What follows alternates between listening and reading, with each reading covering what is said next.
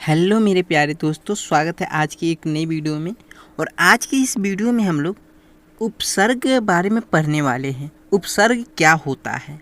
देखिए, आज का जो ये वीडियो है वो आपका परीक्षा के लिए, वीकली टेस्ट के लिए महत्वपूर्ण तो है ही, साथ में आपका जो बोर्ड एग्ज़ाम होने वाला है उसके लिए भी बहुत ज़्यादा महत्वपूर्ण है, क्योंकि आज हम लोग पूरा उपसर्ग क्या होता है उसके बारे में जानेंगे। साथ ही साथ उपसर्ग से रिलेटेड जो क्वेश्चंस अगर आपके परीक्षा में पूछा जाता है, बोर्ड परीक्षा में पूछा जाता है, उसके बारे में भी हम लोग जान लेंगे। ठीक है, तो चलिए वीडियो को हम लोग स्टार्ट करते हैं। यहाँ देखिए, पहला हमारा जो यहाँ पर क्या है, हिंदी व्याकरण का उपसर्ग है। और मैं आप लोग को सजेस्ट करूँगा कि आप लोग इसका वेबसाइट पे भी इसका पोस्ट बना हुआ है, उसको जाकर एक बार पढ़ लीजिएगा। और एग्ज़ाम में जाने से पहले भी वहाँ पर जाकर एक बार पढ़ लीजिएगा, क्योंकि हो सकता है कि अभी वहाँ पर 10 क्वेश्चन है, कुछ देर के बाद अपडेट होकर वहाँ पर 15 क्वेश्चन हो जाए। तो जो भी क्वेश्चन रहता है, इंपॉर्टेंट लगता है, वेबसाइट पर मैं अपडेट कर देता हूँ। और वीडियो में तो अपडेट नहीं कर सकता, तो इसलिए मैं वीडियो में अपलोड कर देता हूँ एक बार, और आपको वेबसाइट में सारी चीज़ आपको पढ़ने को मिल जाते हैं। ठीक है, साथ ही साथ मैं आपको बताता हूँ कि आप WhatsApp group, Telegram group join कर लो, ताकि वहाँ पर जो भी अपडेट होती है वहाँ पर मैं जल्दी कर देता हूँ। ठीक है, आप लोग को वहाँ पर अपडेट आप लोग को जल्दी मिल जाती है। यहाँ पर हम लोग पहला क्वेश्चन देख रहे हैं कि उपसर्ग किसे कहते हैं। उपसर्ग किसे कहते हैं उसके बारे में जान लेते हैं। उपसर्ग होता क्या है, उपसर्ग किसको कहते हैं हम लोग? जो शब्दांश किसी शब्द से पहले लगकर उस शब्द के अर्थ को परिवर्तित कर देते हैं, वे उपसर्ग कहलाते हैं। इसका मतलब क्या है कि जो शब्दांश, जो हम छोटा सा शब्द ले रहे हैं, जो शब्द ले रहे हैं वो किसी शब्द के आगे लग जा रहा है, किसी शब्द के आगे लग जा रहा है, और क्या कर रहा है, उस शब्द का अर्थ को परिवर्तित कर दे रहा है, उस शब्द के अर्थ को परिवर्तित कर दे रहा है। जैसे जय, जय, जय मतलब क्या होता है? विजय, वो विजय हासिल कर लिया है। इसमें हम लोग क्या लगा देंगे इसके आगे? पर। ठीक है, पर एक उपसर्ग है, इसको अगर हम लोग इसमें परा लगा देंगे। अब उपसर्ग है, ये परा उपसर्ग है, इसको हम लोग जय में लगा दी तो ये क्या बन जाएगा? पराजय। पराजय मतलब हार, जय मतलब विजय, मतलब जीत हुई, और पराजय मतलब क्या हो गया? हार हो गया। तो ये क्या कर रहे हैं, ये उपसर्ग, जो परा उपसर्ग है वो क्या कर रहे हैं, ये जो जय शब्द है इसको परिवर्तित कर दे रहा है, इसका जो अर्थ है उसको परिवर्तित कर दे रहा है। ठीक है, उसी प्रकार आगे हम लोग देख लेते हैं कि उपसर्ग शब्द जो है दो शब्दों के मेल से बना है, उप और सर्ग। उप का अर्थ होता है निकट, और सर्ग का मतलब होता है सृष्टि। अब व्याकरण की दृष्टि से अगर उपसर्ग का अर्थ हम लोग देखें तो क्या निकलता है? निकट लगाकर नया शब्द बनाना। निकट लगाकर नया शब्द बनाना मतलब हम लोग क्या, परा को क्या किए, हम लोग किसके निकट लगा दिए? तो हम लोग इसमें जय के निकट लगा दिए और इस नया शब्द क्या बना दिए? पराजय। ठीक है, तो चलिए आगे बढ़ते हैं। अब हम लोग जानते हैं कि उपसर्ग के कितने प्रकार होते हैं, कौन कौन होते हैं। ठीक है, तो यहाँ पर देखिए उपसर्ग कितने प्रकार के होते हैं। तो उपसर्ग जो है मुख्यतः 3 प्रकार के होता है। कौन कौन सा? तो तत्सम उपसर्ग, तद्भव उपसर्ग और आघात उपसर्ग। अब देखिए, ये लोग को और किसी नाम से भी जाना जाता है। जैसे तत्सम उपसर्ग को हम लोग संस्कृत उपसर्ग भी कहते हैं, उसी प्रकार तद्भव उपसर्ग को हम लोग हिंदी उपसर्ग भी कहते हैं, और आघात उपसर्ग को उर्दू उपसर्ग भी बोला जाता है। ठीक है, मतलब कहा जाता है, इसको जाना जाता है इस नाम से। तो आप लोग से अगर पूछ दे, अगर हो सकता है कि आपका ऑब्जेक्टिव रहा, तो ऑब्जेक्टिव में तो आपको पूछ ही सकता है, वो क्या पूछ लेगा? बोल देगा कि तत्सम उपसर्ग इनमें से कौन है। वहाँ पर दे देगा संस्कृत उपसर्ग, हिंदी, उर्दू, और इनमें से कोई नहीं। तो आप अगर इसको जानते हो, इसके बारे में पढ़े हो, तो वहाँ पर आप आसानी से आंसर दे दोगे कि संस्कृत उपसर्ग तत्सम उपसर्ग है। ठीक है, उसी प्रकार मैं आपको बता रहा हूँ कि आप जाकर वेबसाइट पे भी देख लेना, क्योंकि वहाँ पर बहुत सारे क्वेश्चंस वहाँ पर आपको देखने को मिल जाते हैं।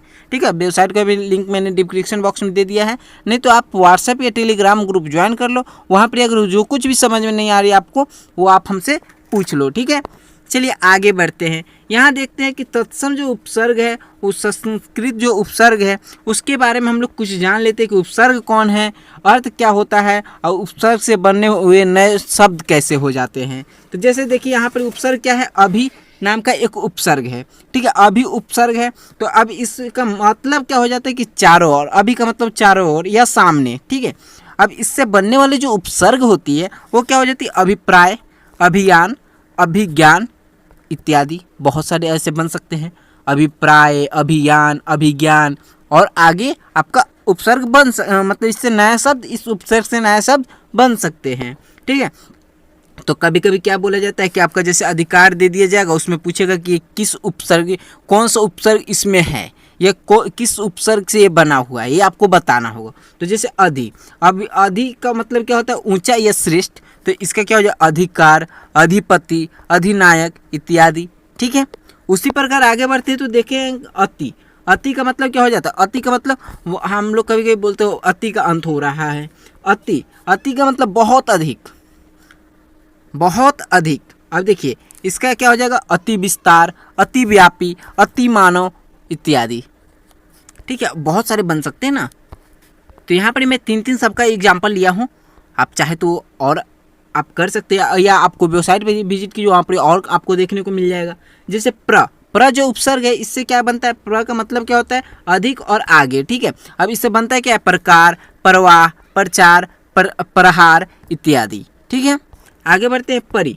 परि का मतलब क्या होता है, चारों ओर। इससे क्या बन जाता है, परिणाम, परिवर्तन, परिपूर्ण इत्यादि। ठीक है, आगे बढ़ते हैं प्रति। प्रति का मतलब क्या हो जाता है, और या विरोध। ठीक है, प्रतिदिन, प्रतिकूल, प्रतिरोध इत्यादि। ठीक है, आगे बढ़ते हैं, यहाँ देखिए नी का मतलब क्या होता है, नीचे या निषेध। अब इससे क्या बनता है, निचला, निबंध, निवास इत्यादि बन जाता है। मतलब और भी बन सकता है, इत्यादि नहीं बनता है, ऐसा मत सोच लीजिएगा।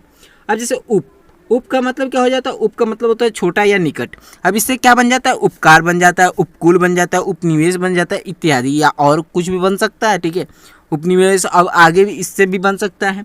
ठीक है, अगला देखिए अनु का मतलब क्या हो जाता है, पीछे या बाद में। अब इससे क्या बन जाता है, अनुकूल, अनुसार, अनुचर इत्यादि। ठीक है, आपको ये सब चीज़ें याद रखना है कि अनुकूल, अनुसार, अनुचर, मतलब इसमें वही सब चीज़ें जो इम्पोर्टेंट है, जो पूछा जाता है। अ का मतलब क्या होता है, नहीं, अटल, अमर, अज्ञान।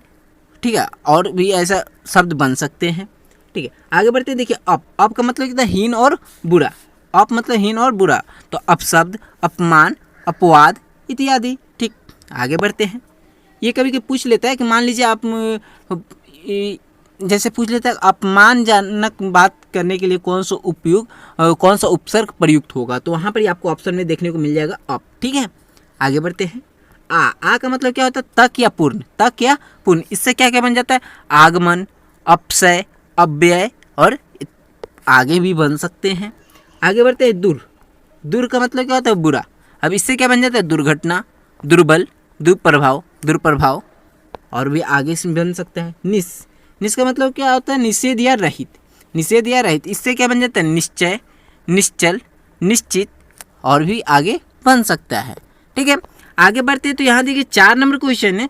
4 नंबर में देखिए तद्भव उपसर्ग के बारे में बात किया है, और ये सब हम आपको क्यों बता रहे हैं, उसके लिए पहले आपको बता देते हैं ये सब हम आप लोग को क्यों बता रहे हैं, आखिर में आप लोग का इसका ज़रूरत क्या है। तो देखिए परीक्षा में जो पूछे जाने वाले प्रश्न हैं उसमें इसी प्रकार से इसी समय से पूछा जाएगा, इसलिए पहले हम लोग इसको कर लेते हैं, उसके बाद परीक्षा में जो पूछा जाएगा उसको भी कर लेंगे हम लोग। ठीक है, तो यहाँ पर हम लोग तद्भव उपसर्ग अभी करने वाले थे, तद्भव उपसर्ग कर लेते हैं।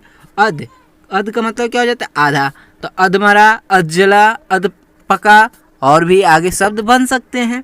आगे बढ़ते हैं तो पर का क्या हो जाए, पराया या दूसरा, पर का अर्थ होता है। ठीक है, तो इससे क्या बनेगा, परोपकार, परलोक, परदेश इत्यादि। ठीक है, अब देखिए दू का मतलब क्या हो जाता है, दो। अब इससे क्या क्या बन जाता है, दुनाली, दुगुना, दुरंगी इत्यादि और भी बन सकते हैं इसमें। ठीक है, औ का मतलब क्या हो जाता है, हीन या रहित, तो इससे क्या बन जाता है, अवगुण, अवशेष, अवकाश और भी आगे शब्द बन सकते हैं। यहाँ देखिए भर का मतलब क्या होता है, भरा हुआ। अब भरा हुआ से क्या क्या बन सकता है, भरपेट, भरपूर, भरमरा और भी आगे शब्द बन सकते हैं। आगे बढ़ते हैं तो स का मतलब होता है सहित, और सहित से क्या बन जाता है, सहपरिवार, सकल, सगुण और इत्यादि। ठीक है, और भी देखते हैं आगे, तो आगे क्या है, उनका मतलब क्या हो जाता है, कम, इससे क्या बन जाएगा, 19, 29, 49 इत्यादि और भी शब्द बन सकते हैं। अब क का मतलब होता है बुरा, इससे क्या बन जाता है, कपूत, कचोट इत्यादि। ठीक है, आगे बढ़ते हैं।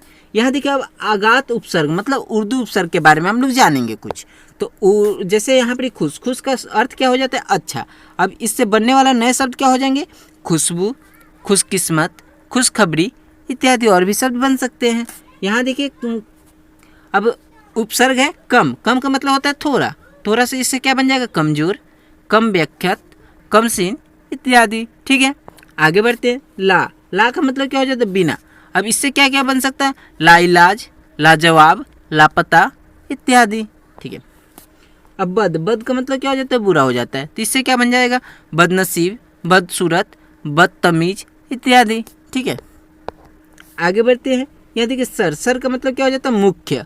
अब इससे क्या बन जाएगा? सरदार, सरपंच, सरताज इत्यादि और भी शब्द बन सकते हैं। आगे बढ़ते हैं तो देखिए ना का मतलब क्या हो जाता है? अभाव, नासमझ, नापसंद, नादान और इत्यादि और भी शब्द बन सकते हैं। ठीक है, आगे बढ़ते हैं तो यहाँ देखिए हम का मतलब क्या हो जाता है? आपस में या साथ। ठीक है, तो हम सफ़र, हमराज, हमदर्द और आगे भी शब्द बन सकते हैं। आगे बढ़ते हैं तो गैर का मतलब क्या हो जाता है? अभाव। अब इसमें क्या हो सकता है? गैर हाजिरी, गैर कानूनी और भी शब्द बन सकते हैं। उसी प्रकार बे की तरफ चलते हैं तो बे का मतलब क्या हो जाता है? बिना। अब इससे क्या क्या बन सकता है? बेशक, बेहोश, बेवफा इत्यादि और भी शब्द बन सकते हैं।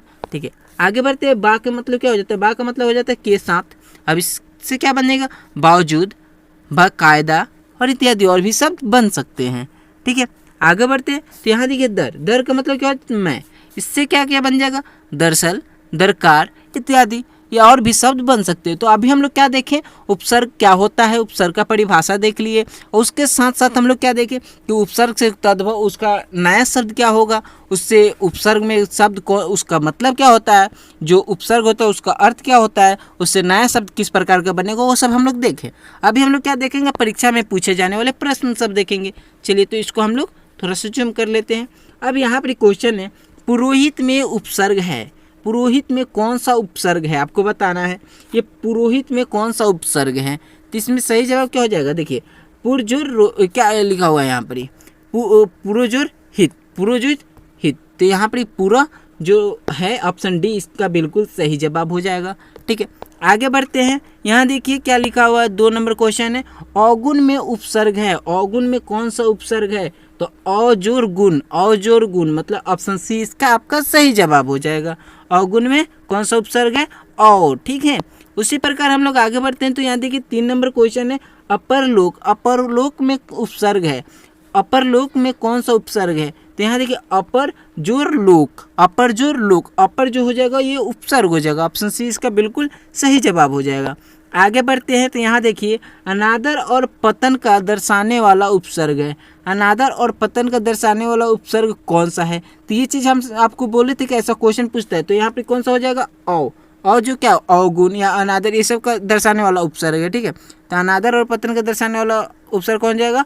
औ हो जाएगा। ठीक है, आगे बढ़ते हैं। यहाँ देखिए यहाँ पर 5 नंबर क्वेश्चन पूछ रहा है। ये क्वेश्चन आपका मॉडल सेट पेपर का भी है, तो ये पूछ सकता है आपका वीकली टेस्ट वाला में या आपका बोर्ड परीक्षा में भी पूछ सकता है। तो इसको तो आपको बिल्कुल करके जाना है। जो शब्दांश किसी शब्द के पहले जोड़कर उसके अर्थ में परिवर्तन ला देते हैं उसे हम लोग क्या कहते हैं? उसे हम लोग उपसर्ग कहते हैं। हम आपको शुरू में ही बताए थे, इसीलिए हम आप लोग को सब्जेक्टिव करवा दिए, साथ में ऑब्जेक्टिव करवा दे रहे। जो एग्जाम में अब किसी प्रकार से आएगा उपसर्ग के बारे में कैसे भी पूछेगा आप आसानी से उसका जवाब दे पाएंगे। यहाँ पर देख 6 नंबर क्वेश्चन है सुगंध। सुगंध शब्द में किस उपसर्ग का प्रयोग हुआ? तो सु जोर गंध। यहाँ पर सी ऑप्शन जो है उसका बिल्कुल सही जवाब हो जाएगा। सु उपसर्ग का प्रयोग हुआ, उसमें गंध शब्द था, उससे बन क्या गया नया शब्द सुगंध। ठीक है, अब देखिए 7 नंबर क्वेश्चन नीर उपसर्ग से निर्मित शब्द को छांटिए। नीर उपसर्ग से निर्मित कौन सा है? तो निर्जन जो है नीर शब्द उपसर्ग से निर्मित है, तो निर्जन इसका बिल्कुल सही जवाब हो जाएगा। ऑप्शन डी आपका करेक्ट हो जाएगा। अब 8 नंबर क्वेश्चन देखिए किस विकल्प में परा उपसर्ग है? किस विकल्प में परा उपसर्ग है? तो पराजय में क्या है? परा उपसर्ग है। ठीक है, पराजय में परा उपसर्ग है। इसमें परधीन, परजोर अधीन, यहाँ पर क्या ये परजोर परम्परा, तो ये परम जोर परा हो जाएगा, परम जोर परा हो जाएगा। ठीक है, उसी प्रकार यहाँ परादेश, इसमें कैसे हो जाएगा? परजोर देश, परजोर आदेश, परजोर आदेश, ये इस प्रकार से बन जाएगा। तो यहाँ पर हमारा सही जवाब क्या हो जाएगा? ऑप्शन बी इसका बिल्कुल सही जवाब हो जाएगा। आगे बढ़ते हैं तो यहाँ देखिए 6 नंबर क्वेश्चन निरूपण में 1 सेकेंड, निरूपण में उपसर्ग है। निरूपण में कौन सा उपसर्ग है? तो निजोर रूपण। ऑप्शन आपका सी बिल्कुल सही जवाब हो जाएगा। आगे बढ़ते हैं तो यहाँ देखिए निम्नांकित शब्दों में से कौन सा शब्द प्र उपसर्ग युक्त है। तो प्र उपसर्ग से युक्त कौन सा शब्द है? ये जो देखिए प्रतिजोड़ कुल, प्रतिकूल, प्रतिजोड़ अक्ष, प्रत्यक्ष, ये प्रतिजोड़ आशय, प्रत्याशय, और प्रजोड़ आचार्य, क्या हो जाएगा? प्राचार्य। ऑप्शन डी इसका बिल्कुल सही जवाब हो जाएगा। ऑप्शन डी इसका बिल्कुल सही जवाब हो जाएगा। ठीक है, तो इसमें हम लोग ऑब्जेक्टिव भी देखे, सब्जेक्टिव भी देखे। आपको वीडियो अगर अच्छी लगी हो तो लाइक कर देना है, साथ में चैनल पर नहीं हो तो सब्सक्राइब कर लेना है, क्योंकि हम लोग जानते हैं, आप लोग को बताए थे हम साइंस में हम लोग का कितना क्वेश्चन मैच कर गया। तो साइंस वाला हम लोग 3 सेट बनाए थे और तीनों सेट में से लगभग कितना 9-10 क्वेश्चन मैच कर गया था, और उत्तक से क्वेश्चन पूछा जो कि आपका पहले भी करवा दिया गया था। तो मैं आपको बोलूँगा कि आप अगर हिंदी की तैयारी कर रहे हो या इंग्लिश, मतलब जो भी तैयारी कर रहे हो, उसका पीछे वाला भी आप पढ़ के जाना। ठीक है, सिलेबस का तो पढ़ना ही पढ़ना, साथ में पीछे वाला भी पढ़ लेना, क्योंकि पीछे वाला से भी क्वेश्चन आ रहा है। ठीक है, तो चलिए मिलते हैं नेक्स्ट वीडियो में। जय हिंद, जय भारत। आप लोग सभी वीडियो को देखिए, अगर अच्छे तो लगी तो लाइक कर दीजिए, चैनल पर न हो तो सब्सक्राइब कर लीजिएगा। Thank you for watching this video.